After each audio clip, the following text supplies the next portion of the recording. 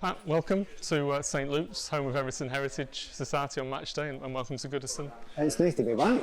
Yeah. I've been here before, come around a few times before, but each time I come back it's like a treasure trove. It looks absolutely fantastic in here, and the things you can find in here are incredible. I mean, how does it feel coming back to Goodison, years on from your playing days? Well, I'll be honest, I do come back quite a bit. So certainly for working for Radio 5 Live, so a couple of times in the season I'll be doing that. In fact, I'm coming in a couple of weeks' time to do a game. But at that point in time I have to be completely neutral, if I possibly can be. But you don't hide the fact that you have a preference, but then you don't favour when you're doing that sort of stuff. But every time you walk in, it's the same. You just feel welcome. It just feels like home again. People are just normal, honest, fair, friendly, and kind. And I said, what more could you actually want when you come back to a place? The memories are, the vast majority, really good. But with any club, there's ups and downs in your time that you're at the club. But certainly when I talk to anyone who's ever played for the club, and we meet up, and we're trying with Barry Horn, who I played with for a short time here before, we still have the same feelings for the club, and certainly I look back now and certainly haven't written about my times here. The hard times, because we thought in those days getting beaten after extra time in a cup final or just managing the top six, we thought that was abject failure. and to us it was, because what we expected, what we were aiming for was much higher than that. And I kind of had nothing against that. I thought that was good, because I'd come from Chelsea, they were a smaller club, and they were just happy to get that high, or to get close to that. Whereas with Everton, we wanted more than that. Cottee, really enjoying himself now, Tony Cottee, and Nevin's in again! Oh, it's all too easy. 3-0. Do you have first memories of coming here as an opposition player? I mean, I'm guessing Pat van den Hauwe might have been coming up against you. There was quite a few at the time. To be honest, because Everton were winning leagues at the time, anytime you got a result against Everton was special, particularly here. There was one 4-3 game here, which was pretty good. I've never seen any footage of it. It's never been on telly. Yeah, I've never seen any footage of it. It's a crazy game. I have vague memories of it, and I think certainly Colin Harvick kind of looked and thought he might be useful. I think I had a pretty decent game that day. But all the games up here, it sounds as if you're just making up after the event, but there's something, now is a special time to say it, there was something extra special coming to Goodison Park, because it was different.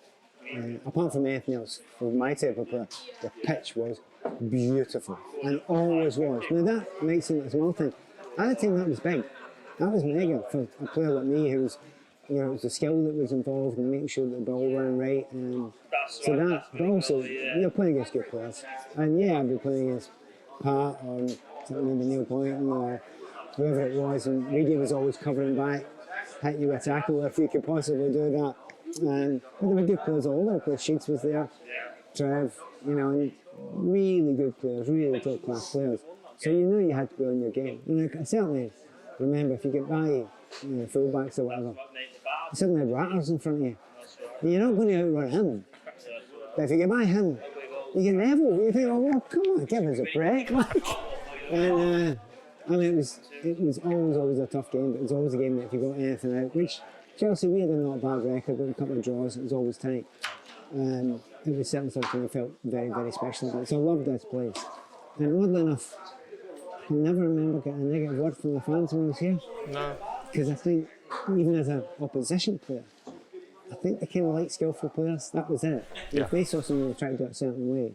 And it's, skill science for a reason. So they liked good players and were appreciative. So that was one of the things that really stuck out in my mind. And that does not happen everywhere. It doesn't happen at Goodison for all players, I can tell you. Sheedy, here's McDonald, the left full-back. Newell waiting for support. That's a good ball. Nevin jumping, and again, Pat Nevin. Everton are in front. I should say we didn't win stuff in your time at Everton. There were highs and lows, and probably your last year was a year too long, as it turned out for you.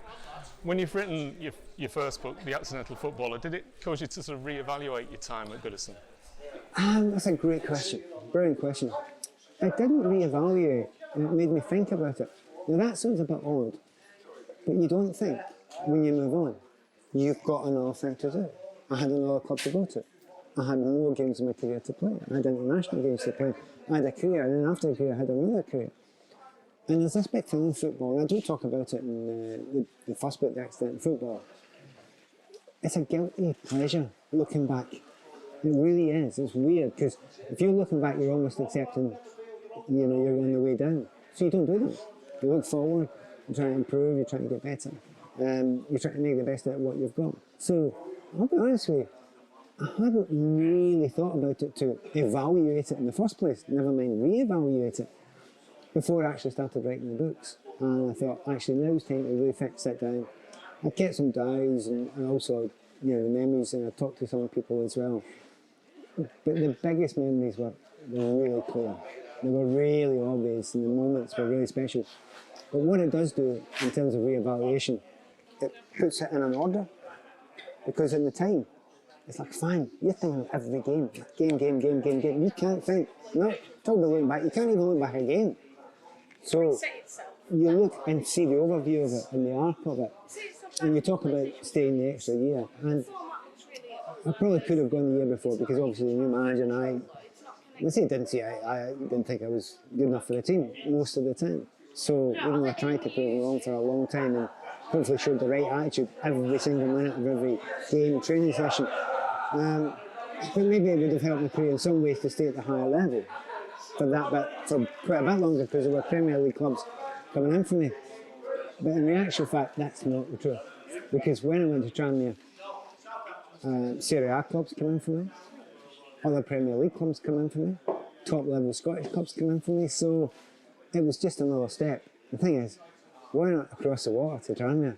I had a whale of a time, I had a brilliant time there. I think a lot of Everton fans would go and watch you on a Friday night. It was a lovely thing, because it was quite obvious that was happening, and sometimes we would stay out afterwards and talk to you about, times at Everton. But a lot of Everton fans, and some Liverpool fans as well, you have to say, they start their Fridays. On Friday night, you've got to see the Rovers.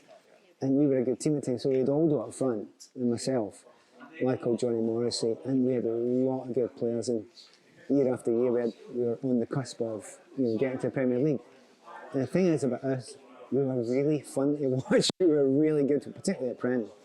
So the people who loved football, and that was a lot of the Evertonians, thought, well, this is good. So I know there are lots and lots of Evertonians that Tranmere is a second team. Bracewell. Oh! It was Crook, and it stays out. Now it's in.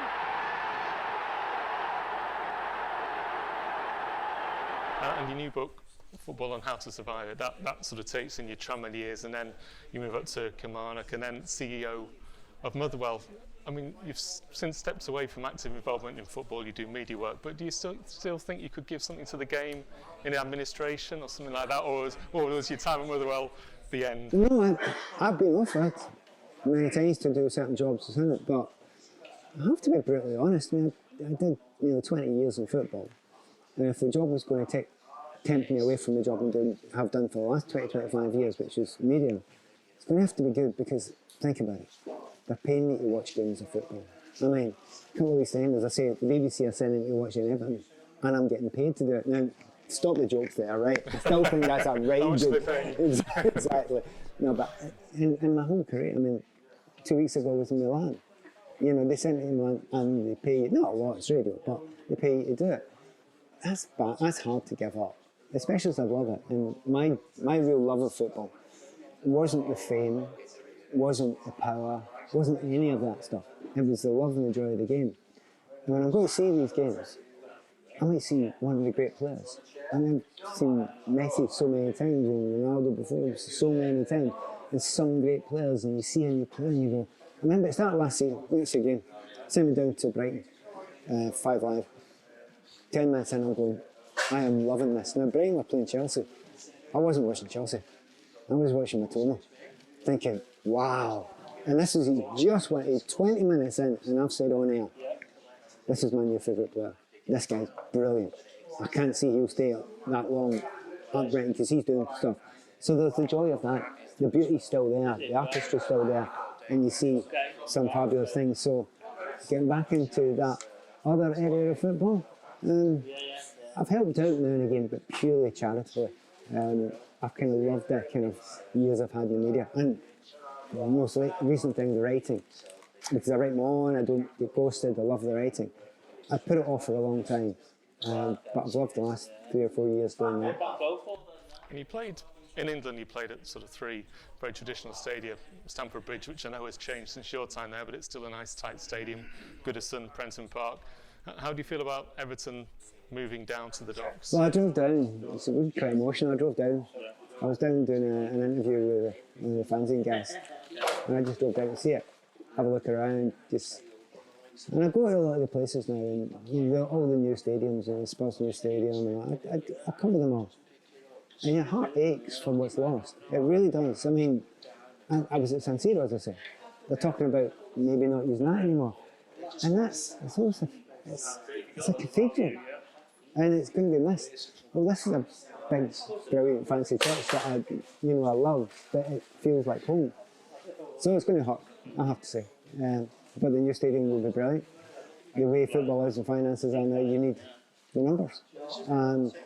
So in the end, it's unnecessary evil. What I would say to Evertonians, we don't know what's going to happen in the future. I watched Spurs going in, and it was dead for a while. Certainly Arsenal, the name of it was dreadful for a while. But eventually, it can begin to feel a wee bit like home. And just this last year, Arsenal's began to feel like a football stadium. Spurs, Sir Postecoglou arrived, feels like an amazing cauldron. So it will happen someday, but it can take a while. It could take a wee while, but also I'll seriously miss this. I won't miss that post. I don't know if everyone talks about it in the media. There's a post between us and the goal, and you're always looking around all the time. That's the one thing, and everyone talks about it's really tight in the media box, right? Yeah. I don't mind that. I'm 5'6". Sorry for me, but Big John Murray beside me, he's not loving it. But even that side of it, I've so many memories of doing that side of it. I mean, I was here the day Barry Horn scored his goal. It saved the team, and I was doing the commentary that day. And just even memories like that, as well as the ones on the pitch, they're all just fantastic. So it'll be sorely missed. Newell won it fairly from Donaghy, and Pat Nevin is onside. Pallister's making up the ground, but Pat Nevin has produced a delightful finish.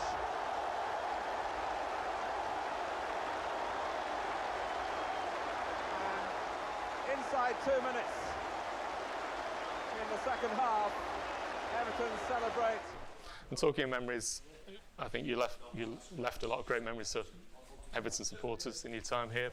A lot will probably think of the scoop you scored against, I think it was over Jim Leighton, when we beat United 3-2 at Goodison. But do you have a personal favourite moment in the blue shirt? No, I scored a better one than that a few months before against Charlton here. But it was a midweek game, it wasn't on the telly, and it didn't get all that exposure. Nevin, they've given him far too much space. Nice 1-2 with Sharp. Nevin goes on, and that's a lovely finish from Pat Nevin. It was all kind of slightly bittersweet. The 4-4 game was fantastic, and then we go through against Liverpool, but then we blow it against West Ham. Scoring the winner to get us to the cup final. And I just felt personally I'm getting Everton to a cup final here. Now, what a fabulous feeling. And then we get beaten after extra time. So it all depends, and of course, you know what happened in the other semi-final at Hillsborough. So it's one of those things where you've got to be good, but you've got to be lucky as well. And just at that time, even though we were actually, in retrospect now, actually quite good, cup finals, and I think we've won 3 cup finals in time I was here to Zenith, Zenith Beta, and each time they were brilliant games, close games, and that far away. And it's just, my memories are lots of fun and great and memorable times, but I came here to give the Evertonians what they were used to. And we never quite got it to the same level. Even though, if you look at it in the wider spectrum of things, that was one of the golden eras in Everton Football Club's history. And it's like following Sir Alex Ferguson and Man United's the manager. It's kind of tough. It's a tough gig. So realistically, it was a decent team. It was a good team. There were good memories, and I would prefer to remember them because there were certainly far more good ones than bad ones, particularly here. We had some brilliant games here, but also really good record here. problem is we went to get away from home, and that was our benefit. Well, Pat, you've talked about all the supporters. There's a lot here today to come and buy your book, so I'll let people come and chat with you and buy the books. Yeah, and I've got a few more of them I can. I'm going to have to send you and get some more. The people So, waiting. Yeah, Thank you very much. Good afternoon. Thanks for waiting, everyone. Right. Thank you, everyone.